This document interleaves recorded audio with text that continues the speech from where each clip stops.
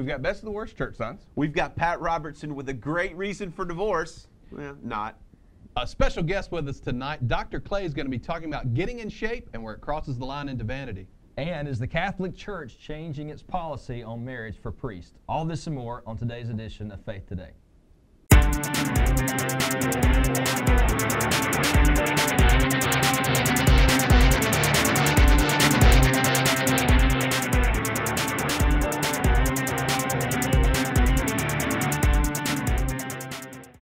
Welcome into Faith Today. I'm David. I'm Samuel.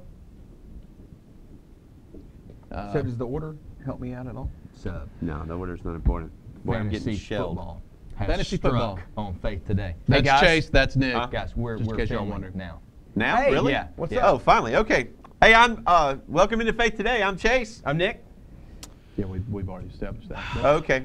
Now what What do do we we do? do? Faith Today, this is the show. We're all about looking at the world around us through a lens of faith in Jesus, real issues, real people, a real faith for a real world. All right. We also want to make sure we mention our website. We do that a lot, but faith2.com. So faith2.com. It's a great place to go. One, you can watch the show straight from there, or you can leave comments, questions. Let us hear from you on what you want to see on the show. I want to talk about the theology of one man drafting Arian Foster and Peyton Manning in the same draft. No. And if that's a, Put your fantasy Can I ask football a away. question? in Which light of, team does, in the context of suffering, that which is. team does which team does Arian Foster play for? He plays for the Houston Texans. Okay. He's like the top running back in the league, and he's been terrible this year. That Or may Chris be, Johnson. maybe that's why I'm not doing so well at fantasy football, because I don't actually know who the players are. Well, that that's would okay. help. I know who's on my team though. But do you know what's on our Go church sign Tony right Romo. now? Do you know what's on our church sign? Right now? The same thing that has been on there for 8 months. We are going, at the church we're at now, we are going for the record World on record, folks. how long Okay. a church sign can be up. We're not going for that. The Yes. man in charge of changing the church sign is going for that. Well, why is it that there Why is was the a senior guy pastor, that used yeah. to change the church sign And here. He left. That doesn't automatically make it my You responsibility. said I'll take care of it. Yeah. I said Well, I'll you take said- care of it once. Hey, That well, you doesn't mean did. for You took care of it once perpetuity. 4 years ago. That's right, and we haven't changed it. worse. And there you go. All right. It's at least you changed. I mean, it was advertising our Easter service way into July. That was one awesome. year. You know what, though? At least it has That's a, not true, by a the way. decent message on it. As It opposed does. to some messages out there, some church signs, guys, I'm telling you. Hello. They make me mad. They Some make of the me bad mad. ones. Very, They make very me embarrassed. Yes, That's that's probably a better the word word I for was it, looking yeah. for. They embarrass me. There's just so many of them out there, and they're all, you see it on a rotation. I don't even know. Can you sign up for cheesychurchsignmessages.com or something? Oh, It goodness. certainly seems like that. All right, what aggravates y'all? I'll tell you the one that gets me. It's sign broken, message inside. That is awful. You know, the next one of those I see, I think I'm gonna aim Break for the that sign? sign. I'm gonna take it out. And you We're know gonna the make it funny not a thing? lie? 10 years ago, that was old and not funny Yeah. anymore. But I still encounter people that in driving by those signs, they see it and they're like, "Oh, that's funny." What- And I'm like, guys. are you even alive in this world today? That's two categories for me. I mean, there's the ones that make me mad, and then Yeah. there's the ones that are just sad and like old. And I'm like, at least Yes. if you're going to put a bad church sign, like, okay, this one's mine. What is it's CH? What is missing? Right. Yeah. And at the I love bottom that it's one. Hey, you are. Yeah. What's the best vitamin for a Christian? Z. B1. Yes. Woo. Yeah, okay. How about this one? Sunscreen, S-O-N, No. prevents No. sunburn. Yeah. Okay. Sinburn. gosh. Sunburn. That's Listen, terrible. Yes, sir. sunscreen prevents No sunburn. lie. That, Priceless. on a church near here. I saw it not too long ago. Awesome. About Awesome. 5 You saw that miles- one? 5 miles from here. Wow. Also, my personal favorite is it is not hotter than hell, which I've also seen around here recently. Yeah. And it's been hot You know, summer hey, in look, Alabama. that one's actually one of the better ones. I It mean, is at one of the least. better ones. You know, That is seriously my personal favorite. Oh, it is my not Lord. hotter than hell. Yeah. Look, here's the deal.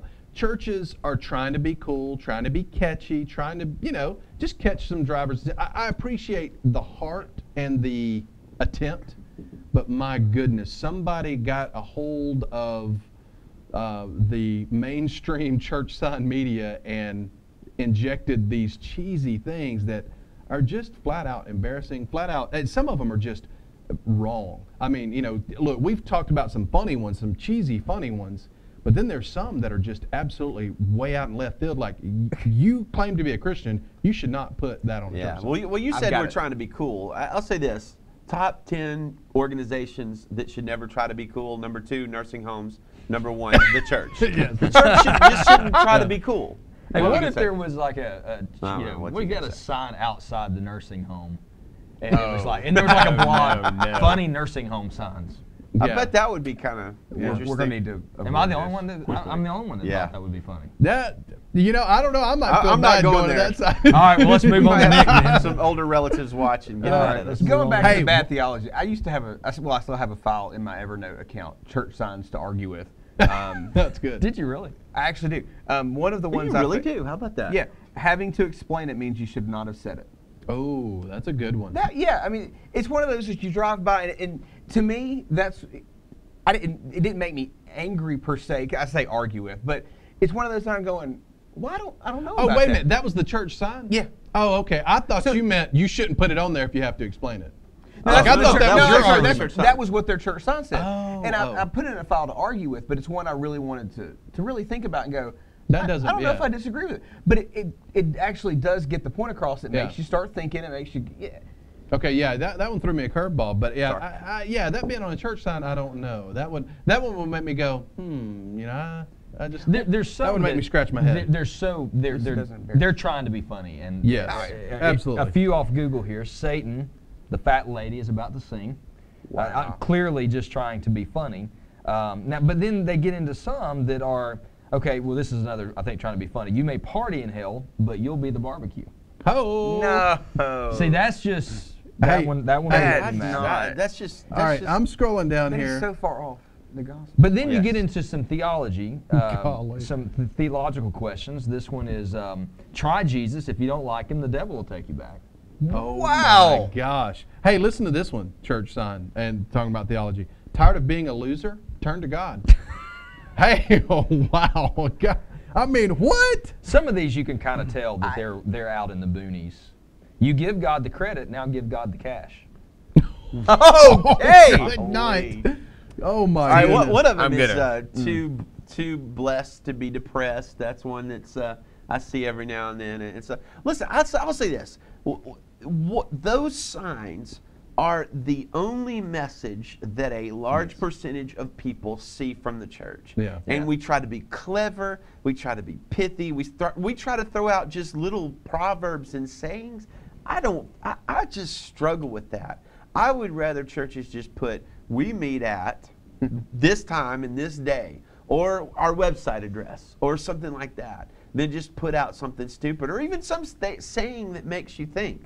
We're not an organization that produces proverbs that are clever. That's not what we're about. Yeah. Well, some people really need to work on being clever.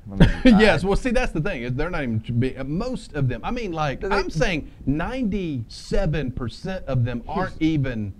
I mean, God answers an email. Please. Oh, hush. God answers an email and eternity, smoking or non-smoking. Yeah. Oh. I will tell you Which one is that's another. great. This church is prayer conditioned. You guys got to admit that is. one's I'm just good. kidding. Wow. That's terrible. But I wonder It how many makes of me the wanna die. churches actually think they're being clever. Like, how many of them are trying to be corny, and how many of them, Like, honest to goodness, think? Here's the deal. How many of the members drive in on Sunday morning and look at that sign going, oh, that sign That's gets me good, every time? man. Everybody And, you know, knows we're clever going here. Or you're driving past, stop, drop, and roll doesn't work in hell. You know, I want to go there Sunday. Yeah. That- I'm gonna I check think on that's Wednesday. a loving. Yeah. I think that's a loving fellow. I did find one that I want to put on our church sign. Can I change ours? Hey. Yes. Right after you please. tell us It what this says, says. "Do you know what hell is?" Question mark. Come hear our preacher Sunday. Dang. Wow. That's nice. Yeah, that guy I was embarrassed assumed by that. maybe he was preaching on Hell Sunday. Yeah, and yeah. that was a Message faux- not clearly Please, received. please, guys, I'm telling you, I need y'all to help me understand this one. Am I missing an inside joke here or something? This one says, staying in bed shouting, oh God, does not constitute going to church. They put all that on a sign. Hey, wait a minute. Can we say that on air? Hey, You know, you'll get. You're going to be the one getting beat this week. Y'all are 12 years old. That is not. That's exactly what that meant. Surely that is not what that means. Then what would it have meant? Like, you know, like when you're in bed and you're pulling like, oh God, I don't want to do it. Wow, you're right, man. You are no longer the worst guy for today. What? I saw that. Y'all are 12 years old. I saw that Y'all when are I 12 went. years I can't old. read that one on air. Hey, Yeah, well, that was like, good. come on. I'm 13, but y'all are 12. Okay. Hey, I'll tell you what. There is Okay. a website. It's called. It's actually got an offensive name, so I'm going to get bleeped this week too. But churchmarketingsucks.com. Very good site. With some insightful things on how churches actually project into the community. They have some advice on church signs. I thought I'd read some of this because it's really good. When a church sign makes its author seem smarter than or superior to the reader, it stinks, number one. Okay. Number two, when a church sign contains poor theology, it stinks, as in Yes. unbiblical theology. 3, when a church sign tells a joke that isn't funny, it stinks. 4, when a church sign tries to sound deep but just ends up being confusing, it stinks. When a church sign makes light of hell, it stinks. And finally, when a church sign contains poor grammar and or spelling, it stinks. Well, here's That's the some deal. good advice. Listen, Absolutely. you have fewer characters on a church sign than you do on Twitter. And you Yeah, have that is only true. you only have so many spaces. You can only put so much. Keep it short, keep it to the point. Just keep it simple and just straightforward. Don't try to be cute, don't try to be clever. Just give the information. Do you know that our church made a stupid church blog sign, a stupid church sign blog one time? Really? What Yeah. was the sign? It was well, we used to put kind of witty sayings, and this one was always drink upstream from the herd. Okay. You didn't put that on this church sign. Yes, that was on this church sign, and it made a stupid church blog. I didn't put it on. You didn't put it on The there? person in charge of the sign did. Okay, good. But yeah. Yeah, we weren't here when that happened, huh? But I will say this: there out. were people who used to come here saying, I mean, and no lie, they would come and say, you know, I've been reading y'all's church sign for 6 months, and Okay. Decided to no come lie. check it out. Yeah, no lie. And look, that's the aim people are trying to get at. Yeah. But I think that's few and far between. And you know, I just go back to what you were saying. It is the message to the community, Yes. and you're asking that. What is that message that you're giving? I love and obviously churches don't have the money to do this, but I mean, if I could choose, it would be the marquee sign where you can put some information up there and you can kind of change Yeah, it up. that'd be and, much- And that's a whole lot better than than what we're getting from people. Yeah. Well, hey, I want to introduce a freebie of the week for you. You can find these on Amazon, but if you want to link directly, you can go to our website, faith2.com.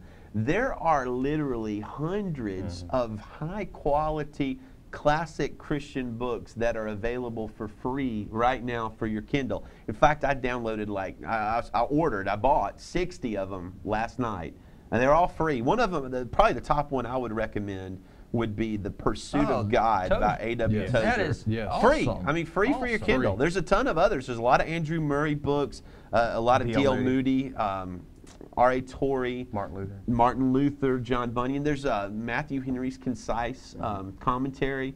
Now With the tons works free of books. Jonathan Edwards. Yeah. That's if I either got that one for free or like 99 cents, and we're talking That's the about thing. There's a ton of huge. 99-cent, $2. Yeah. So if Kindle they're editions. not free, I mean, you can find a good free ones, but there are also some that are just like 99 And look, cents. you don't have to have a Great Kindle deal. or an iPad to use these. That's There's absolutely actually true. a Kindle app you can get on your computer and Yes. just read them on your computer. Right. Yeah. Actually, if you have the Kindle app on like your Android device or your iPod and your computer, they'll sync Yeah. up. And if you're reading on your handheld, If when you go want pull some up of on these the books, computer- you can find a way to read them. That's right. That's And they're right. free. So check that out on our website, faith2.com. That'll give you a link to download a ton of free books. When we come back, we're going to talk about divorce and when it's appropriate. Welcome back into Faith Today.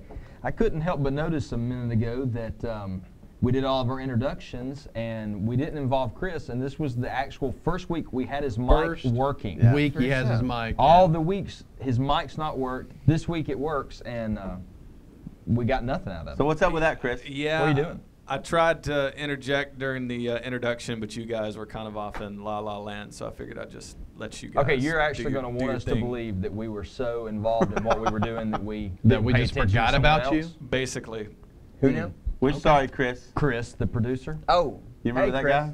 Hey, man. let's do this. Let's let Chris introduce the next I segment. think that would make it. Would Would that make it That's awesome. Would that make it that's, us? that's very generous. So yes, apparently the opinions of one Pat Robertson from the 700 Club have once again landed him in the news, and this time he's in a good deal of hot water. Yeah. I'd say. Even with maybe the community that normally backs him up. Yeah, he's not. Yeah. Well, what making any happened Tuesday last week in the 700 Club television broadcast? They apparently have a question and answer time. I mean, I'm not a big fan of 700 Club. I don't know, but Robertson was asked a question. Look, it's a hard question, and I think we're all going to come down on a particular side here, but we do have to recognize this is a difficult question. He was asked the question that whether in certain cases is it ethically okay for a spouse to divorce another spouse who has advanced Alzheimer's. Now, very unfortunately, this is what he said. He said, I know it sounds cruel, but the Christian marriage vows are binding to death do us part, and he went on to jump to the conclusion that Alzheimer's represents a kind of death. So it's ethically permissible for a Christian to divorce a spouse with Alzheimer's. Okay, as long as they're living and breathing and eating, you know what? They're alive. They're not dead. Yeah. Death is death. I mean, Death is death. is death. I mean, It's that is not different. That things. is so ridiculous to, it's just, it blew my mind that he would kind of say that is a type of death. That makes some leaps that people take to defend their sides in Scripture. That makes that just look small. I mean, because ridiculous to make that kind of leap. Oh, that's a kind of death. The moderator on the show actually gave him a chance to back off of it. He interjected. He said, "Isn't this the vow that we take when we marry someone, that it's for better, for worse, for richer, for poorer?" And then his reply was, "Yeah, I know if you respect that vow, but you say till death do us part, and this is a kind of death." Wow. So, I mean, he really had a chance to back off of it, and he basically just ends up saying, you know what, I'm not going to judge anyone or put a guilt trip on them if they make that decision, because I understand the need for companionship. Yeah, that's what he said. I certainly wouldn't put a Wow. guilt trip on you if you decided that you had to have companionship, you're lonely, and you're asking for some companionship. That's a direct quote. All right. I struggle with that. 700 Club producers, next staff meeting, let's suggest no more Q&A for Pat. I'm just going to call it. Maybe we've gotten to a point where Pat doesn't need to do, questions and answers live or however however that worked out. No more questions for Pat. Look, brother in Christ, okay, from what we, that's what he says, and what we know of him, brother in Christ, but maybe for the sake of the gospel, it may be time for Pat to, or at least have have someone sitting near him that can give him some kind of signal to where, like, you don't take this one. This is not one for you. They could look at him.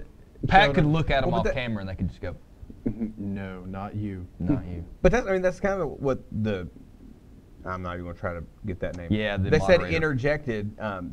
It's like they're trying to bring it back. It's like reel it back in. But hey, look, he but admits. Pat, remember what the Bible says. He the did Bible. say this is an ethical question that is beyond my ken, K-E-N, to tell you. But then he goes on to say, I wouldn't guilt trip you. So he says, I can't answer it, but let me answer it. And But it's okay, yeah.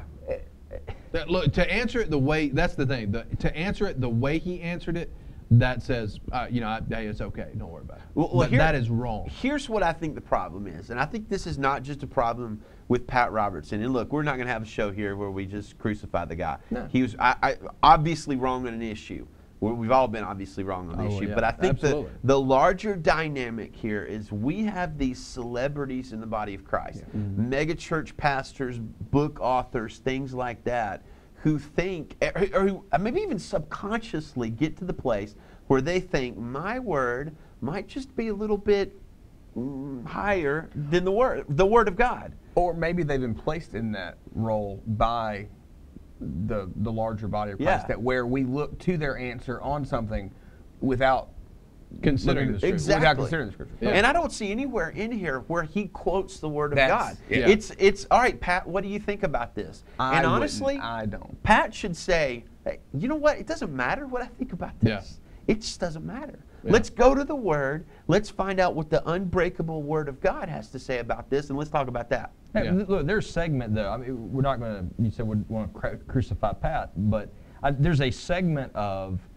I'm not even sure really what you call him, because in my mind he has been much more politically active and politically minded and politically concerned over the years than he has to really do his show to. And look, I'm not saying it's no good fruits ever come from it. I'm not saying he's not saved. I'm not saying anything like that. I'm just saying my perception of his ministry over the years has been much more politically minded. And look, he has a history of saying very odd things, and yet he is still seen as he, at least by the media, they're the ones he always goes back to, saying, one of the top evangelical leaders. Is he really? Is he really? Yeah, that's, not in my mind at all. Yeah, well, look, Not I in don't know any who they're circles asking we're for that talking. opinion. Yeah, Right. yeah. So. I wonder if the media picks the evangelical leaders they want to make a point. The ones and that that's, say that's the what I always nuttiest, most I unbiblical. guarantee you they do. Yeah, I mean that's.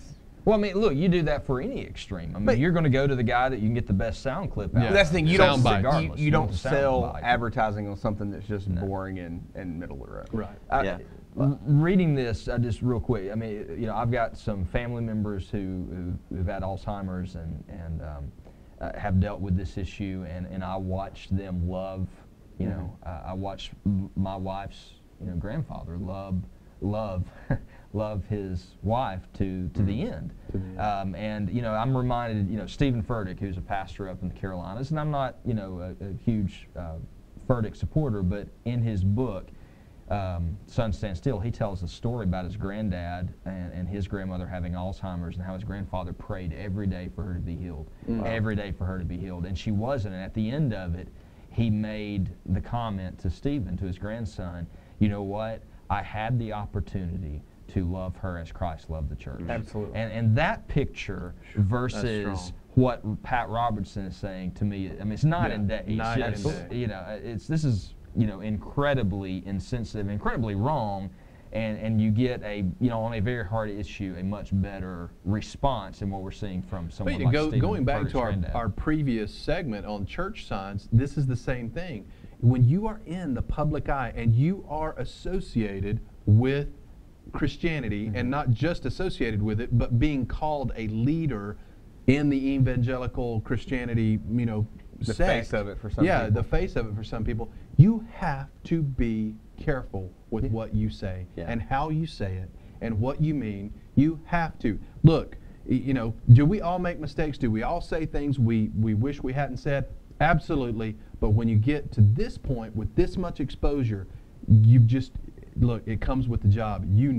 Hey, I need to weigh everything I say according to the Word of God, and just be more and more vigilant to, be careful with what you say. Well, you take a statement like that, and somebody could take that beyond something like Alzheimer's, which if he's calling that a type of death, I mean, somebody could take that and be like, oh well, my wife has terminal cancer. Maybe it's okay if I leave her. Yeah. Well, you can Which has happened before in the public here's the thing. arena. You could take it even a step further. Well, my wife has closed herself off to me. She didn't talk to me anymore. We don't have any conversation. I mean, we pretty So much she's just dead to me. Yeah, she's dead to me. Look, you can walk that down a slippery slope, to get anything you want out of it and make it say whatever you want. So that is the danger. Russell Moore is a guy that is a theology professor at one of the Southern Baptist seminaries. He writes a blog called More to the Point. He wrote an article this week that really took Robertson to task, I think in a very appropriate way for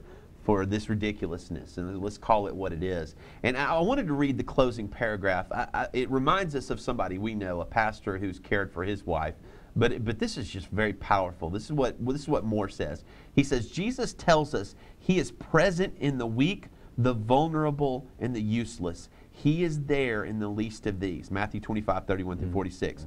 Somewhere out there right now, a man is wiping the drool from an 85-year-old woman who flinches because she thinks he's a stranger. No television cameras are around. No politicians are seeking a meeting with them.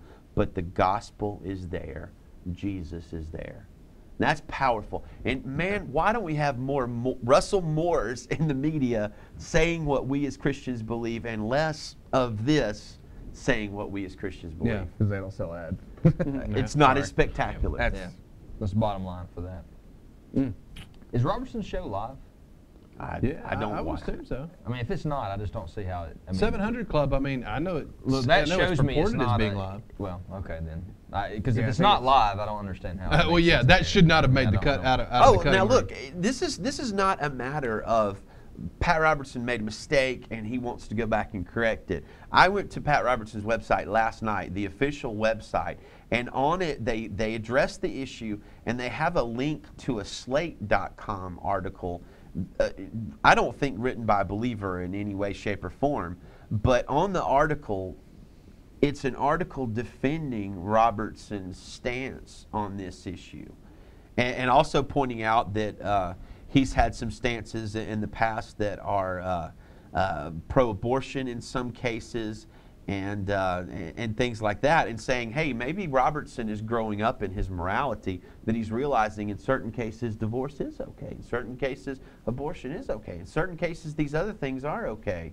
And that's what Robertson is linking from his site to defend himself, a Slate article. Yeah, I have a problem with that. Yeah, I've got big issues with that. I mean, Moore says in this article, many of our neighbors sadly assume that when they hear the parade of cartoon characters we allow to speak for us, that they are hearing the gospel. Wow. And that's the case. I mean, that's Wow. you know, this is the stuff. This is the people that are pointed to. I mean, by the media, but by those who aren't believers, but even by seekers to go. You know, I mean, look, if that's what Christianity's about, that's what Christians are about. I don't want anything to do with that. Yeah. And look, I mean, you know, I understand that if that's all you're getting, if you're not really, you know, diving into it yourself. Yeah. I understand. I mean, this is So- you know, quite ridiculous. Well, I mean, that brings up a great question. It may be something to cover at a later time, but how do we, without dishonoring, for all intents and purposes, someone we would have to claim as a brother because he acknowledges Jesus, all these different things, but how do we disavow his words? You know, see what I'm saying? How do we disavow what he said as saying that this is But without not condemning the him, Jesus without throwing him way, under the bus. Without throwing him under the bus. Well, That's you a know, great question. Okay. I'm with stupid. Yeah, I was going to do that. Wow. I'm thinking of that story you told about the. Yeah. I don't think you've told it on the air, but anyway, the I'm with stupid story. It was who called out. Paul called out Peter, and you know, I mean, you go and look and see how he did that, and you know, I mean, he called him out and told. You know, Hey, and look, he didn't pull him to the side either. No, I mean, he called him out publicly, as in, you know. But is Right that there as because- it happened. But is that because they were both public figures? Because the Bible also says, you know, if you've got a grievance, you go to. Yeah, well, listen, this is I don't, this is something worth wrestling with. Yeah. Matthew 18 says, if brother sins against you, you go one-on-one and show him the fault. Well, obviously, I don't This know. isn't a Obviously, sin against us this, personally. this- Yeah, Yes. this is not a sin Nothing against us. against us. This is a Christian leader who is proclaiming heresy. Right. Genuine heresy Yeah. to the world and saying, I think this is okay. That was the context of Paul and Peter too, because Yeah. Peter was, you know, eating with Gentiles until Jewish leaders came Right. up, and then he distanced himself from them. Well, that was a church doctrine kind of issue, and so Paul, you know, it was beginning to affect the church there publicly. It happened and publicly. So, yeah, He and so handled Paul it addressed publicly. it publicly. And so I think what we'd say is, I think we renounce what Robertson said, we call him back to the Word, and we love him as brother. Yeah. Well, and look, Russell Moore, I would say, doesn't have a reason to go to him privately with it, Yeah. because it wasn't against him. He did it publicly, and it's a public rebuke, and I think that's appropriate in this. And I think that's the same thing that Paul was doing. Yeah. Good deal. Well, hey, interesting conversation coming up. We got a guest, Dr. Clay. We're going to talk Our nutrition. first guest ever. Yeah, man, that's Dr. awesome. Clay, Dr. Clay. We're going to talk about getting in shape and all kind of good stuff. So, boy, you Sam want wrote to him a be jingle. around for that. Sam shouldn't write you. Welcome back into Faith Today. We wanted to remind you again to check out the free books available through Amazon for your Kindle, iPad, iPhone, Android device. We've got the links to those on our website, faith2, 2.com. And we've got a special guest in the studio with us, actually David's cousin. And First guest ever. Absolutely. Y'all will notice the seismic shift that has taken place now on this side of the room for physical fitness and good looks. Sam's going to beat you up. Well, I mean, I was having to carry this side of the room by myself, but now that was the problem. Yeah, but now clearly, this is my cousin Clay. Hi, Dr. Clay. I cannot believe that you guys selected me to be the first guest on ever. here. This is, I mean, the green room was fantastic. All the snacks, the people prepping me. We work hard around here. I mean, I'm like, We have a green room? First. Yeah, well, you don't get to go to the green room? Yeah, we keep Chris out of there. It's not for producers. Oh, those little turkey croissants, those were awesome. All right, Clay. Anyway, Yeah, now I got Clay into bodybuilding. A lot of people don't know that. Yeah. We don't have to tell that story today. We But won't, yeah. That is straight up a student, you know, going it's straight farther up than his teacher. Yeah, well, anyway. and I do appreciate You're you welcome. showing me the ropes. And You're all, welcome. all that. So tell everybody a little bit about what you do. What do? I largely coach people on what I call physique enhancement, which is improving your physique, but not just from a cosmetic standpoint, you know, building muscle, burning fat, but also from a standpoint of functioning more optimally and you know, being healthier, just kind of enhancing your physique inside out. But admittedly, most people do come to me for you know, wanting to look better. Now, Or you probably meant more Well, academic. you've purpose.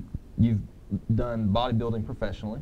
No, not professionally. Okay, Let's not No, let's not not to that level. Yeah, let's. Man, All right, look, you've done a show. To me, that's professional, but I guess there's a distinction there. That's not. The Mr. Alabama is not Okay. quite yet at the professional not to the level. No, it's oddly with bodybuilding, what seems like amateur bodybuilding is so involved and so intense that it kind of seems professional because it's such a time-consuming hobby. But no, just amateur. Actually, to turn pro in bodybuilding, you have to win the national championship. Okay, so all right, a little bit, but you are now Dr. Clay's not just a moniker. You are a doctor of chiropractic. Yeah. I have a bachelor's in exercise science, certified personal trainer, certified strength and conditioning specialist, sports nutritionist, a few things like that. Yeah. And I guess my athletic background is BMX and then bodybuilding, and now a little BMX again. Yeah. Hey, awesome. Really?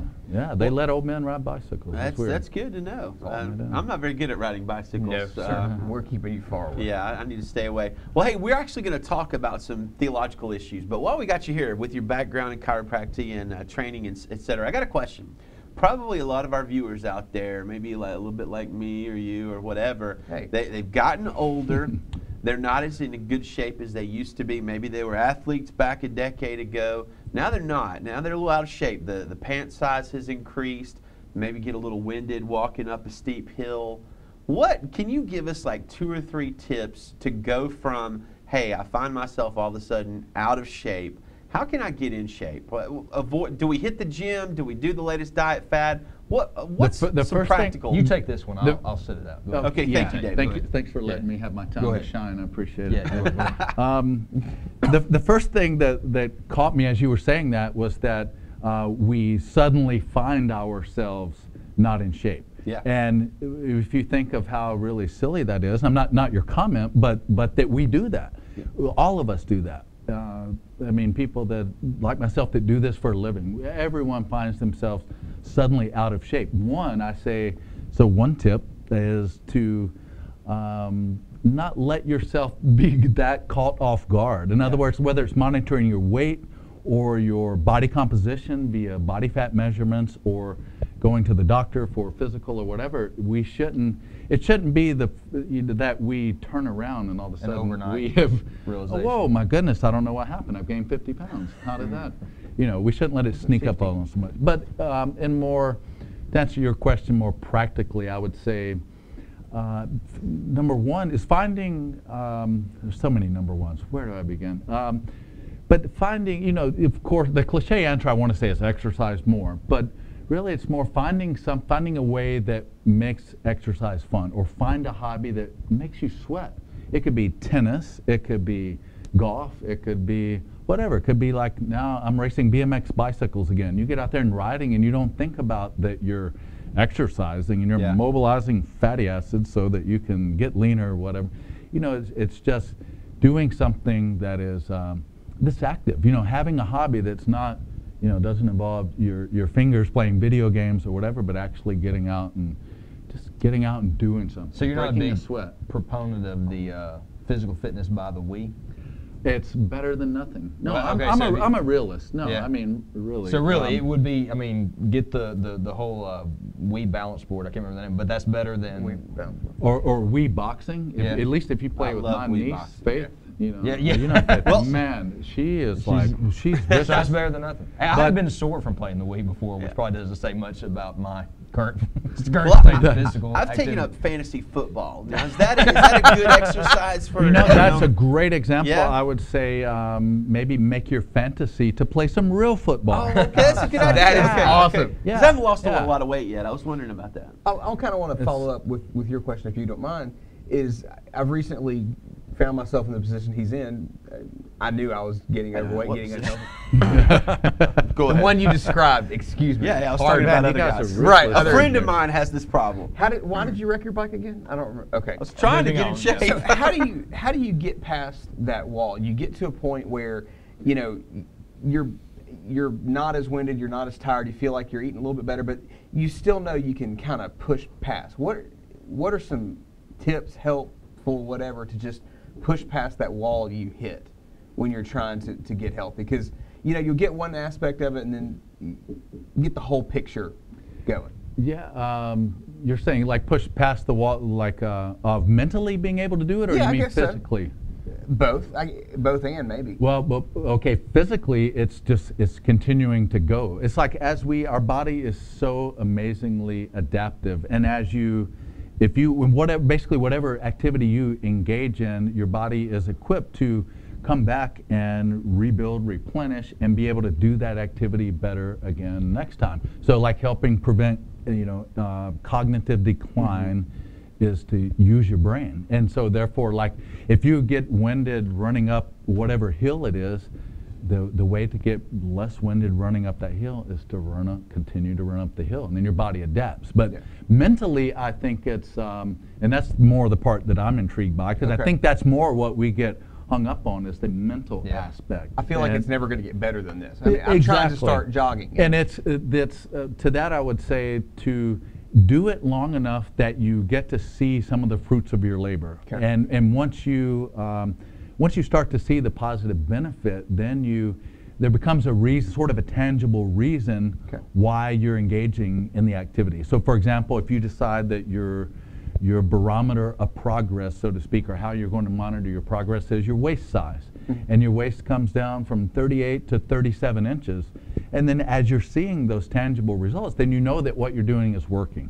And that should, not enable you, but help you to go, oh, okay, it's not just that, I'm getting in better cardiovascular fitness. That's so vague. It's such a vague goal. Or I'm going to live longer. That's like, well, how long away is that? It's hard to train to live longer, for a better quality of life. So it's let those physical rewards, and that kind of didn't mean to segue into kind of the deeper topic, but let the physical rewards and the positive changes that you see in your physique, let those serve as a catalyst or more fuel, kind of fuel your desire to continue to do it. See, that's my problem, because I have an ambiguous goal. I want to be healthier for my kids. I can already tell my son's going to be rambunctious, and he already makes me tired, and I want to keep. But it's a very ambiguous goal. More healthy for my kids. He's saying specific goals. That's what I'm saying. Goals. That's a huge help in trying to, because I'm getting up against that point. That's helpful. The goal you mentioned specific, measurable, attainable, realistic, and time sensitive. The acronym SMART goals, having SMART. It's an acronym, and it's having a goal that is.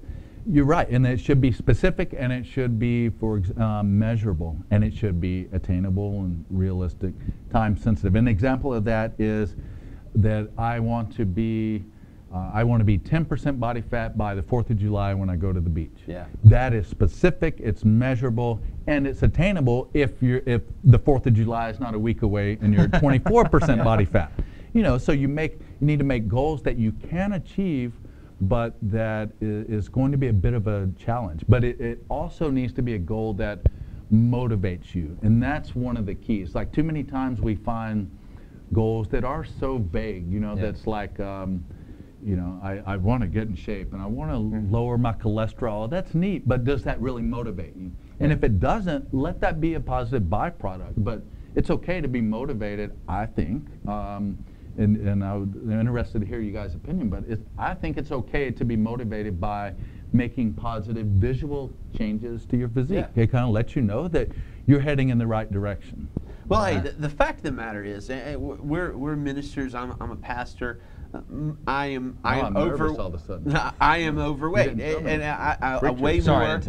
I weigh more than I should. Most pastors I know weigh more than they should. Some of it's the stress. Some of it's what we eat, and that's a problem. I don't think it's biblical for the people of God, ministers or whatever, to be out of shape. Now, it's not the most important thing, not me. biblical, but it's not the most important thing, but I think it's actually a pretty important thing. Paul says, 1 Timothy 4:8, physical training is of some value. And I think that puts it in a good place. Yeah, he correlates. I use that all the time because, I'm a pastor as well, and so when I'm teaching, I've used that before, and that, look, he equates physical health, and he says this is a good thing, and he says godliness is a better thing. And actually, you talking about that, I've used that, what you were saying, in terms of someone coming and saying, I'm struggling reading the Bible, I'm struggling enjoying that, and I tell them, get into it, begin studying it. And what I find is when someone really begins to get some of Scripture and get some nuggets from it and learn from it, then all of a sudden that makes them want to go and do more. They're motivated by that to want to go and dive deeper,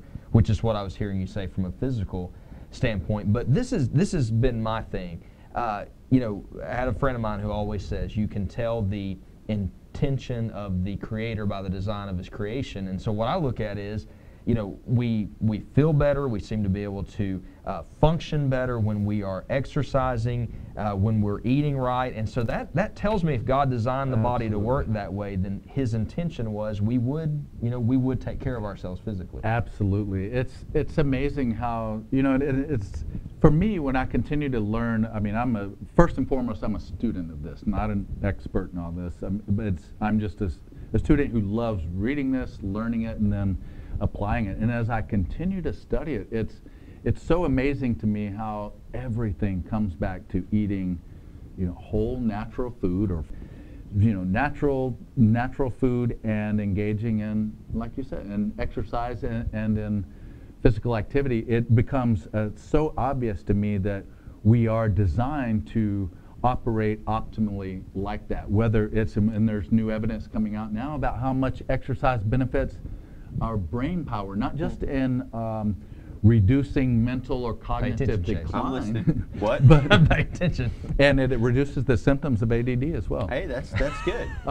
So he said, go run a lap, please. He said chicken nuggets in fantasy football. Yeah, makes you smarter. Is that right? That was what he said. Okay, now I'm gonna try to focus a little harder. All right. And I can tell you this science is for sure points in the direction that we function better, we are happier, smarter, healthier, our overall quality, however you want to measure our quality of life, it is better when we eat whole natural foods and when we engage in exercise. And surprisingly, rigorous exercise, and frequently. We want to kind of a joke or not necessarily a joke, but in training circles, it's like, you don't want to overtrain, but it's, some people worry so much about overtraining to the extent of not training. Our body can tolerate so much exercise, it's unreal. And it just does make us work so much better. School systems in the Chicago suburb are now using PE before school, or at least the first class in school. They call it 0-hour PE.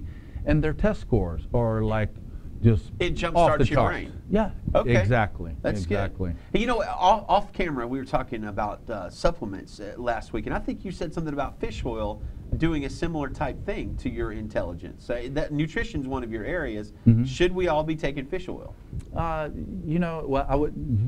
Everyone should not be taking fish oil. There are always exceptions, and that's why I hate to give blanket advice, because if you're on a blood thinner like Coumadin, for example, you should not take fish oil, at least Well, that's good to know. arbitrarily, Yep. because it does thin your blood. But that is a supplement, for example, that if we're not going to eat, healthy fats, or copious amounts of healthy fats like salmon and so on, then we do need to consume products like fish oil and so on, so that we're getting the essential fatty acid that our brains are designed to function on. DHA, for example, docosahexaenoic acid, is one of the essential fatty acids or derivatives of omega-3 fatty acids that our brain is largely derived of fat, and then one of the predominant fats is DHA.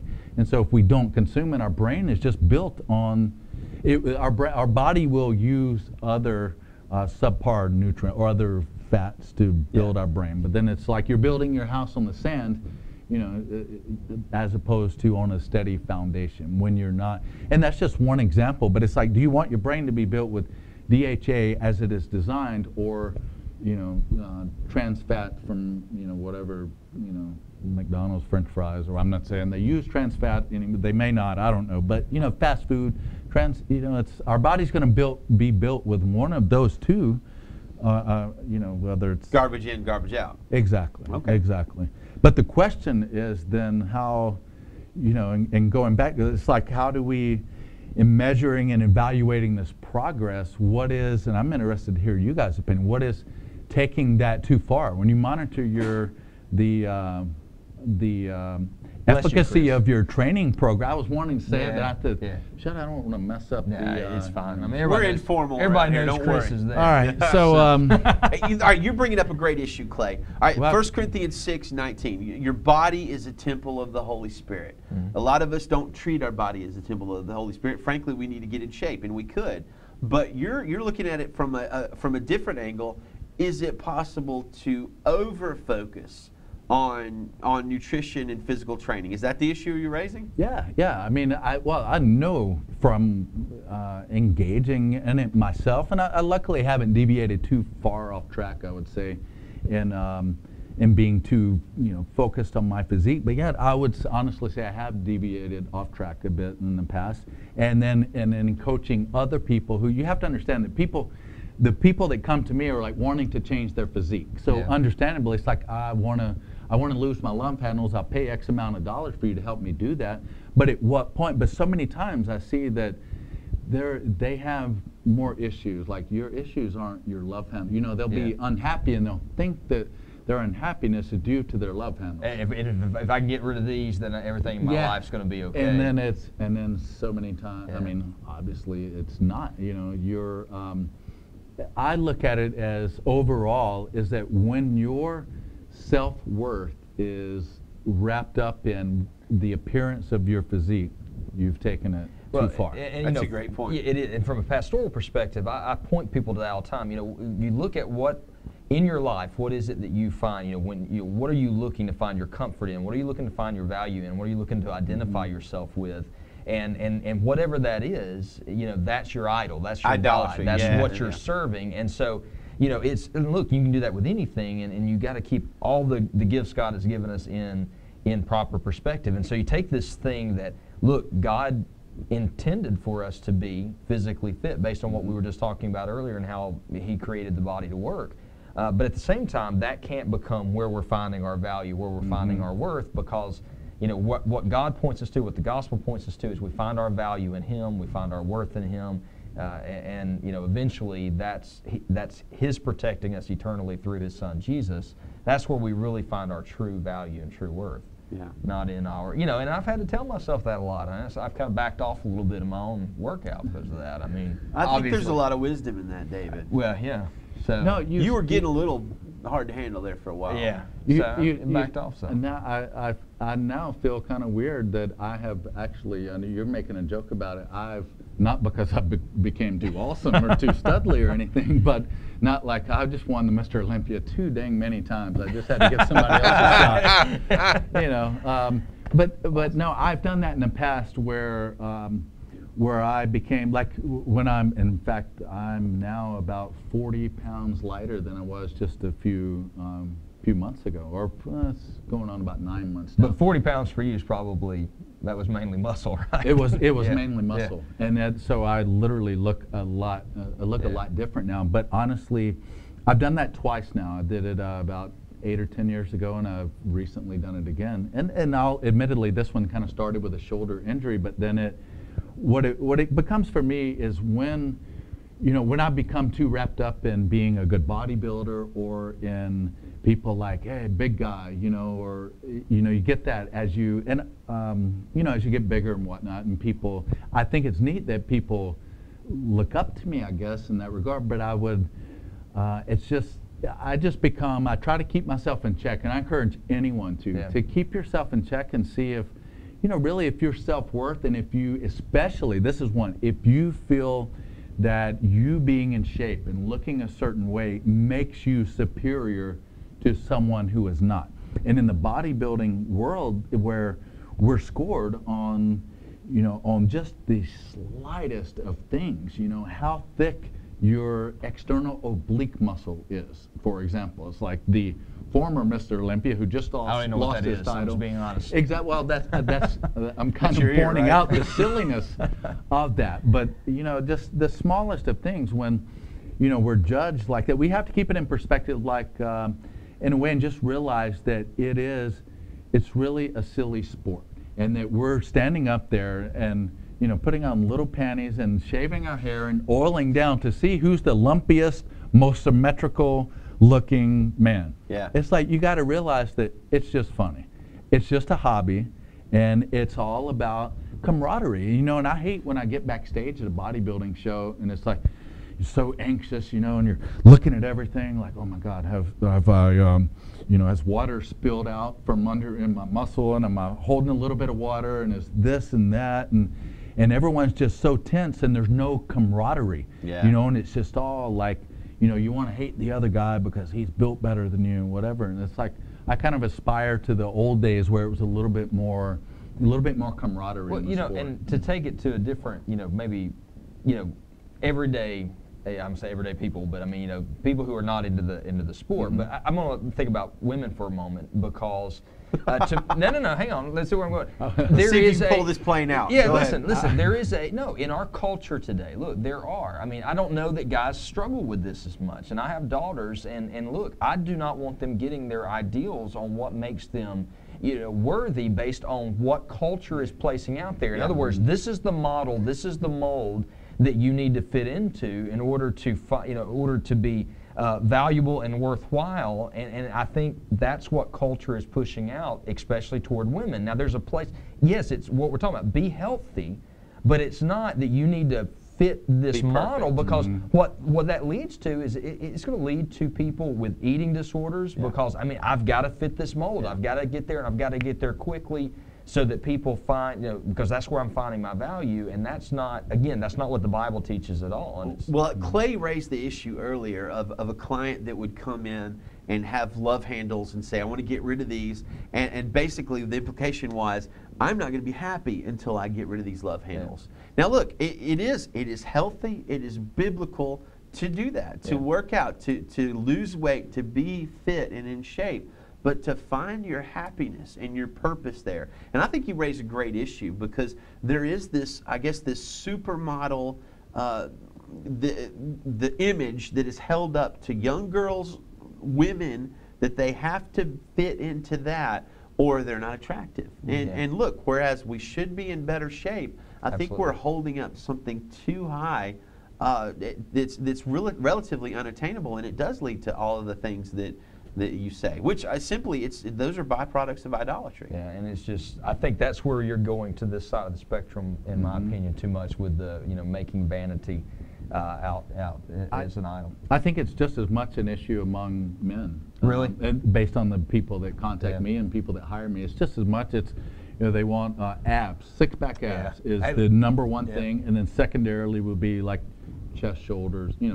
Chest would be next, and it's to have that coveted look, and one perspective that helps me is to, and generally the way I do see it, I do feel like I've done a fairly good job over the years of trying to keep myself in check, and by purposefully losing, detach yourself from myself from training, to purposely lose muscle in a way to make sure that realize that my self-worth is not wrapped up in that and being the big guy.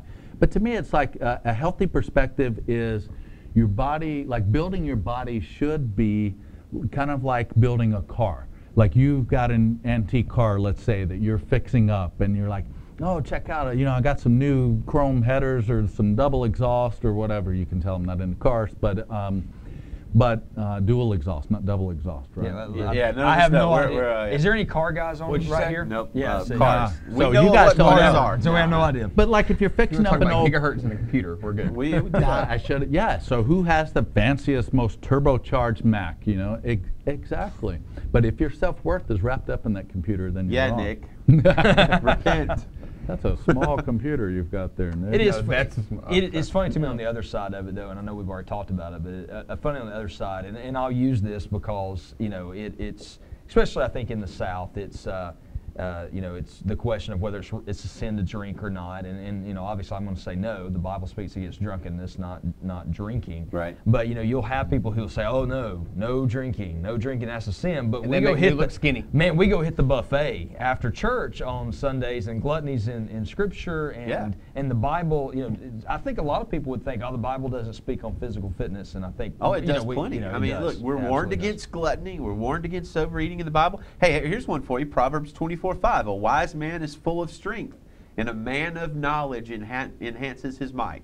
So that's good. That's good. That's a good exercise verse there. But again, I go back to Paul. Physical training is of some value, and I think that gives us kind of a great parameter to put this in. It is a good thing. It is not an ultimate thing. Yeah. Keep it in perspective. Yeah. Keep it in go ahead. Well, it helps us be better parents. I mean, it was talking about my relationship with my son. Is going to help me be a better father to him. Yeah. My father had a lot of health problems.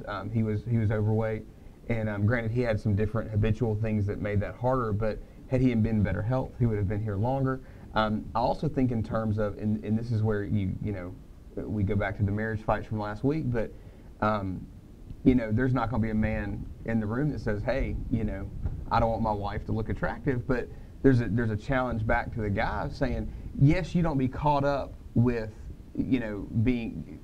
You started talking about water under your skin, and you just lost me. I'm like, like retaining, get water retaining under your water. skin. well, no, Yeah, he was I talking was about the same he was thing. talking about looking at his muscles. I'm going, that's crazy. My But muscles don't work that way yet. but so many, you see so many guys that I'm hopeful. you're like, you have an attractive wife and you've not totally an let attractive yourself dude. go. Yeah. And I'm just, be the spouse you want your spouse to be. Be the That's a be good an word. example to your children. All those things are. That was marriage fight number 9, wasn't it? Was that number 9? No, number 9 was different. Okay. It had something to do with. Now this number conversation could All right, affect so number we need 9. to go back Yeah. to the old. We have to check that on the other show. I Yeah, I guess. think so. I think Thanks. so. Thanks. Hey, No, but- all right. Go ahead, Clay. Well, I was just going to say that it comes down. I think kind of continuing what you're saying is that exercise, whether we like it or not, exercise and feeding the body with the right food enhances our quality of life. And we can deny that, or we can just embrace it and go with it. But there's just no way around it. So to me, it comes back to it's if I want to be the best brother, the best son, the best employee, the best father, the best whatever, like getting down. That's a For great example, point. if you doing interval training, for doing run, walk sprints on the track, running the straightaways, walking the curves, something that simple, done 4 times a week, is proven without a doubt to improve your cardiovascular fitness, and it's going to improve your energy, reduce your body fat, and so on. Forget the cosmetic effect. You will have more energy for when your kid asks you to get down in the floor, Yeah, Daddy, let's come go- play let's with go me. wrestle. Absolutely. No, Daddy's tired. Well, if Daddy's butt had ran on the track Hey! this week, Daddy wouldn't be Daddy so would be less tired. tired. I like what you said about You being know, an so employee it's- too, yeah. because I don't have free time to exercise in the afternoon. So when I do, I try to go in the mornings, and I notice there's a distinct difference in how I feel throughout the workday. It's what you said about being a better employee, and you're absolutely right. I feel just more alert, more aware. It's just better prepared. It's an enhancement. And now studies are pointing to that, like definitively. No longer is that just anecdotal school. anecdotal evidence. Yeah, Yeah. the school stuff. Now I won't even try to quote any percentages or anything, or I've messed it up. But it literally just improves how our brain functions. All right. And so even if we just want to think better, not necessarily look better. We have to engage in some kind of physical activity, and that's kind of, I mean, I would encourage people to do it just to start, look at exercise and eating right, or fitness overall, from not just a standpoint of how you look, but from a standpoint of your quality of life, and how can you better enable others. Would you be a better pastor if you're, in good shape and able to do your job better and or be a role model? Because I can tell you, I never intended, I got into this for vanity reasons. That's it. I was too shy to talk to girls, so I thought, well, if I have muscles, they'll come to me. And so it's, I mean, that works. That's because the nice car thing didn't work out for you. No, I'm saying with the car thing. No, yeah. Oh my God, my first car was a $300 car, and it was so bad that it actually came with 2 cars. Yeah. Also, that's a true story. My first car was $300, but that included a free one, and we needed it for spare parts to fix the first one. That's quite a car. Yeah. Okay, we're gonna have to have now, a I remember the segment story play. you told me. You pulled up at a red light and you were looking over at some girls, and you were like, and then you remembered what you were in, and you were doing this. Yeah. And you decided to go get muscles because the car wasn't Because going to the work. car was not going to do it, man, and they weren't, That's good stuff. They weren't, digging BMX racers. But no, but the car thing, I was saying, it's just your body, fixing up your body should be a hobby, like fixing up your car, and that it's fun. It's like, hey, dude, come check out, like us in the bodybuilding community. It's like we'll go and pose in the locker room and whatever. It's like, oh, cool, your back's improving, man. Your back's getting wider. Oh, those overhand rows you're doing to really thicken you up between your shoulder blades. It's fun. And it can be a hobby without being, just thinking that you're superior to someone for that reason. You have to realize your body, like, it's a gift. Yeah. It's just, But that's, we are perfect the way we are. but that speaks to accountability. Go ahead. I'm good. just measuring a little bit. So that speaks to Good job. accountability, David, where you're talking about having someone to encourage you, but at the same time, you probably need someone to help you not take it too far. From what you're... Yeah. I mean, some people, I mean, it's easy to... Y'all need to keep me in line if y'all think I'm taking this too far. No problem. If you're taking that physical perfection a bit too far, you need to tone it down. But yeah, y'all need to show me. Hey, All right, I want to make 30 sure seconds left. we want to point some people to. I'd like to point people to Clay's website. Yeah. I think there's a lot. He's got some podcasts out there, a lot of great articles on nutrition and exercise, and this, to me, his website's a great place to start for maybe if you want to get some more questions. I know people actually email you and ask you questions. Do you charge for emails, or you give them? if I answer them, they're free. Okay, awesome. No, I just say that because I can only... Tell them you heard about it on the Faith Today show. I bet you'll answer them, right? Absolutely. Okay. No, I do get a lot of email, but if you go to the contact page, that I'll remove the mystery. That goes straight to my email. Okay. And drclay.com. Yeah, Dr. Clay. just DRCLAY. drclay.com. Sure. I'll be glad to help you however I can. And thank you guys. Hey, we gotta have you Yeah, back. thanks for having on. Yeah, unless you move back to California. I thoroughly enjoyed it. Well, I can still be on here, right? You Skype in, I mean, technology. Skype in. Exactly. It's Yeah, crazy. marvelous. I mean, What we'll do. amongst all these computer geeks, man, you guys Yeah, should be we able can to figure figure Y'all out how handle to that, and we'll handle me the in physical remotely. fitness on this side. Y'all handle the geeky stuff. Hold it down over there, geeks. Conversation with David after the That's show. right. Absolutely. If y'all got anything to say, y'all come say it to us. You stand in front. Oh, man. All right. Well, network executives tell us that we have run out of time, so I do want to say thank you to our guest, Dr. Clay. Yeah, thank you guys for having me here, and I do feel bad that I hijacked the rest of the show, and I mean, I totally had to kick off another a great section you guys have planned anyway. I told you that I like talking about this stuff, so don't bring me on. Hey, this. it was great, man. You look kind Absolutely. of like a big guy. We didn't want to mess with you, so we just kind of went with the flow. Thank you guys. They for were having scared me, to though. tell you to, That's right. stop. Man. Yeah. I'm we are not. going to meet with you afterwards, though, David. Are you going to talk He's to me? probably not going to stay around the whole time. he'll be I have there. something to share with you. We're leaving at the same Yeah. time. Well, hey, remember what I always say, hit them straight, and we're... Oh, wait, that's not You what don't I always say that. Now, how about you check us out? You don't ever say that, as a matter of fact. But next week we're going to get to the story about whether or not the Catholic Church is changing their policy on priests and marriage. So we'll get to that next week. Let's hope so. But for today, we thank you for joining us on Faith Today.